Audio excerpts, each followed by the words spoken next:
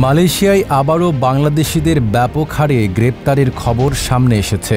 দেশটির স্বরাষ্ট্রমন্ত্রীর বরাত দিয়ে জানা গেছে, জঙ্গিবাদে জড়িত থাকার অভিযোগে ৩৬ জন বাংলাদেশিকে গ্রেপ্তার করা হয়েছে। গত ২৪ এপ্রিল থেকে সেলাঙ্গোর ও জোহর প্রদেশে চালানো ৩টি পৃথক অভিযানে এই গ্রেপ্তার করা হয়। মালয়েশিয়ার স্বরাষ্ট্রমন্ত্রী সাইফুদ্দিন নাশিতান ইসমাইল এক বিবৃতিতে জানিয়েছেন, এরা ইসলামিক স্টেট এর মতাদর্শে বিশ্বাসী এবং সেই চরমপন্থী মত ছড়িয়ে দেওয়ার চেষ্টায় লিপ্ত ছিলেন।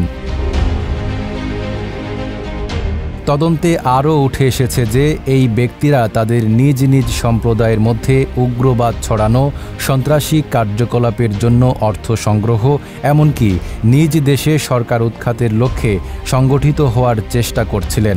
দেশ জুড়ে তোলপাড়, ওয়ালটন ফ্রিজ কিনে আপনিও হয়ে যেতে পারেন মিলেনিয়ার।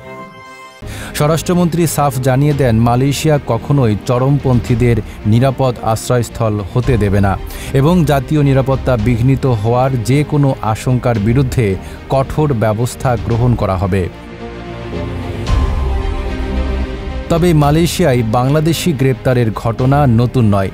বাংলাদেশিদের গ্রেপ্তারের পেছনে আরও কিছু দীর্ঘদিনের সমস্যা রয়েছে। এসবের মধ্যে সবচেয়ে বড় কারণ হল অবৈধ অভিবাসন। বহু বাংলাদেশি বৈধ ভিসা ছাড়া মালয়েশিয়ায় অবস্থান করেন বা ওভারস্টে করেন, ফলে নিয়মিত অভিযান চালিয়ে তাদের আটক করা হয়। অনেকেই জাল কাগজপত্র ব্যবহার করেন, আবার অনেকে অবৈধভাবে কাজ করার সময় ধরা পড়েন।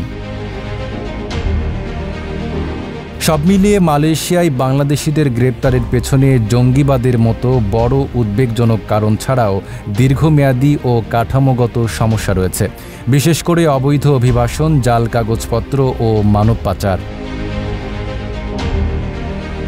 নাঈম আরাবী, ঢাকা পোস্ট।